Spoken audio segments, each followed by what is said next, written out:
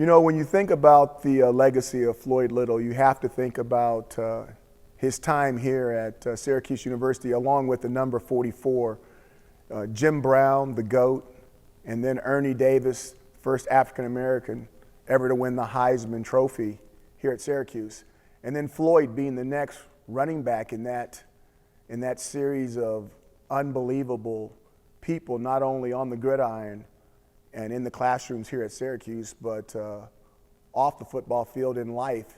And you back that up with all the other people who have worn 44, and they understand what that number represents. That all started with Jim Brown, Ernie Davis, Floyd Little.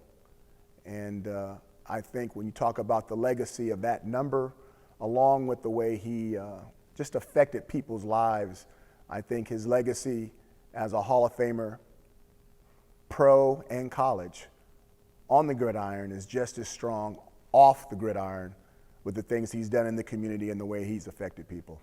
You know, when I think about fond memories of Floyd, there's numerous ones, but the one that I probably appreciate the most is we had a spring football game where Coughlin and Larry Zonka, number 39, Miami Dolphins, I love me some Larry Zonka, and Floyd came back as teammates, and they went to dinner, and they invited me to dinner.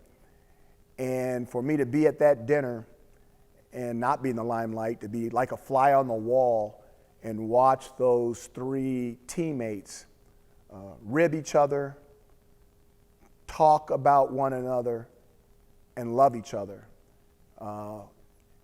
was something that I'll never forget, and something I really do appreciate being a part of knowing exactly how close the Syracuse family is and how those three men loved each other and were pulling for each other, not only in everything they've done in football, but all their endeavors in life.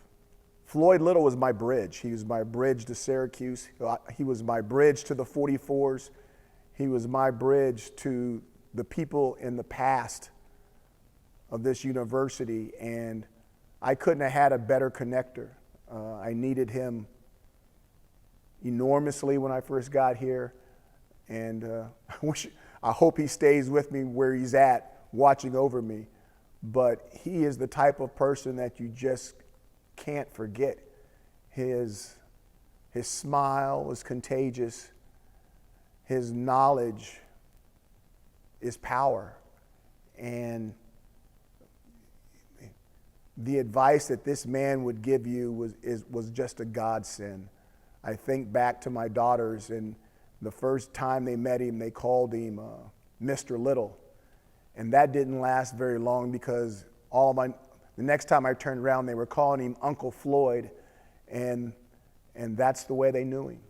And Floyd was everybody's uncle, and some people's mentor. We're going to really miss him.